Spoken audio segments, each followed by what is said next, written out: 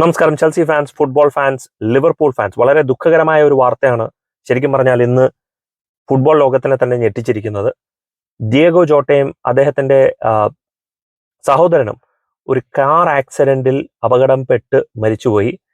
അതിൽ പിന്നെയും വിഷമിപ്പിക്കുന്ന ഒരു കാര്യം എന്താണെന്ന് വെച്ചാൽ, ഡിയേഗോ ജോട്ട കഴിഞ്ഞ 7 ദിവസത്തിൽ മുന്നേ ആയിരുന്നു തന്റെ കല്യാണം പോലും കഴിഞ്ഞിട്ടുണ്ടായിരുന്നത്. എനിക്ക് തോന്നുന്നു അദ്ദേഹത്തിന് ആ പാർട്ട്ണറിന്റെ കൂടെ 2 or 3 കുട്ടികളുണ്ടെന്ന് തോന്നുന്നു. എനിക്ക് വ്യക്തമായിട്ട് അറിയില്ല. പക്ഷെ എന്നാലും ആ ഒരു വ്യക്തി, ലിവർപൂളിന്റെ ഫോർവേഡ് ആയിട്ടുള്ള ഒരു വ്യക്തി, വളരെ അപ്രതീക്ഷിതമായിട്ട് ആരും പ്രതീക്ഷിക്കുന്നില്ല ഇങ്ങനത്തെ ഒരു ന്യൂസ് കേൾക്കുന്നുള്ളത്, ആക്സിഡന്റിൽ മരണപ്പെട്ടു. വളരെ ദുഃഖകരമായ ഒരു വാർത്തയാണ് ഇത്.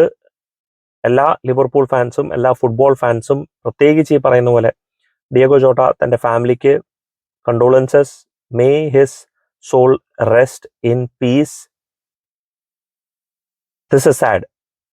ഇതിന് ഒരു പക്ഷേ നമുക്ക് മനസ്സിലാക്കാവുന്ന ഒരു കാര്യം, ജീവിതം എന്ന് പറയുന്നത് വളരെ കുറച്ച് നിമിഷത്തേക്കേ ഉള്ളൂ.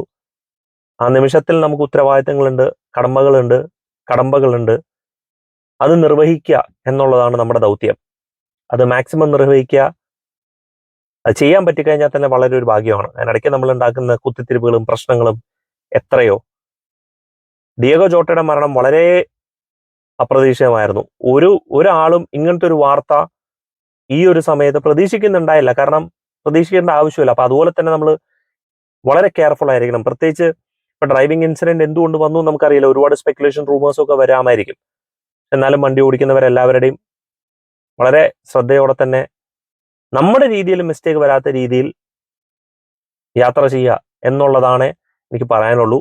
അതിനോടൊപ്പം തന്നെ very very deep condolences to his family, to everybody, and especially our footballing community that will deeply miss him.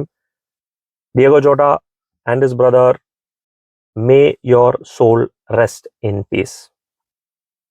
That's it.